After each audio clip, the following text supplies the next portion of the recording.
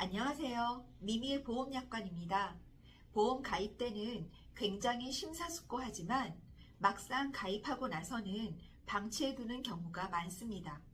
그런데 보험금 사고가 발생하면 이런 경우도 보장이 될까? 라고 갸우뚱하게 되는 순간들이 있죠.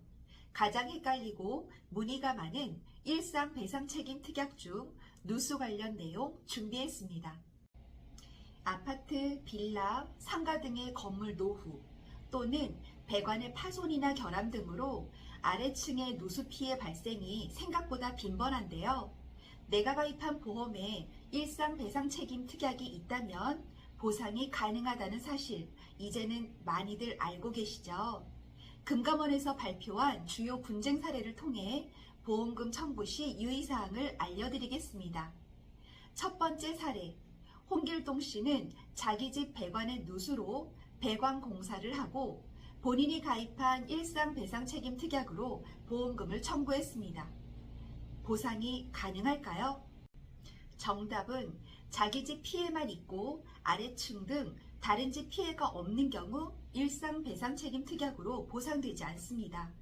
약관 내용을 보면 일상배상책임특약은 주거하는 주택의 소유, 사용 또는 관리 및 일상생활로 인한 우연한 사고로 타인의 신체나 재물에 손해를 입혀 법률상 배상 책임을 부담하는 경우를 보상하므로 자기 재물에 발생한 손해에 관해서는 보상하는 손해에 해당되지 않는다고 나와 있습니다.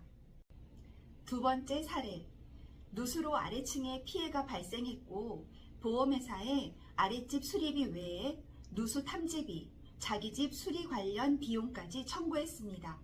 이때 보상이 가능할까요? 정답은 손해방지 비용으로 인정되는 경우에 자기 집 수리비도 보상됩니다. 누수 탐지 비용의 경우 원인을 찾지 못하는 경우도 있을 수 있겠죠. 이때에도 손해방지 비용에 해당된다는 금융분쟁조정위원회 조정 결정이 있었기 때문에 보장이 가능하다는 사실 기억하세요. 약관의 내용을 보면 손해 방지, 경감을 위해 지출한 필요 또는 유익하였던 비용은 보상한다고 나와 있습니다. 세 번째 사례입니다. 임대를 준 아파트 누수 사고로 아래층 세대의 요청을 받고 해당 수리비를 보험금으로 청구했습니다. 보장이 될까요? 정답. 2020년 4월 이전 가입자라면 누수 원인 주택에 직접 거주해야 하고 2020년 4월 이후 가입자라면 임대를 주는 경우에도 보상 가능합니다.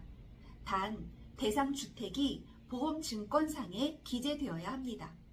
약관 내용을 보면 일상생활배상책임특약은 2020년 4월 약관 개정으로 피보험자가 스스로 거주하는 주택뿐만 아니라 임차인이 거주하는 주택에서 발생한 누수사고까지 임대인이 가입한 보험으로 보상이 가능하다고 나와 있습니다. 여기에서 팁을 한 가지 알려드리자면 누수사고가 보상되는 주택은 보험증권에 기재된 하나의 주택이므로 보상을 받으려면 보험회사에 연락해서 보험증권상 기재를 변경하여야 합니다. 이사할 경우에도 주소 변경 잊지 마세요. 마지막으로 일상배상책임특약의 누수사고와 관련해서 보상 금액과 관련된 분쟁을 줄이려면 어떻게 해야 될까요?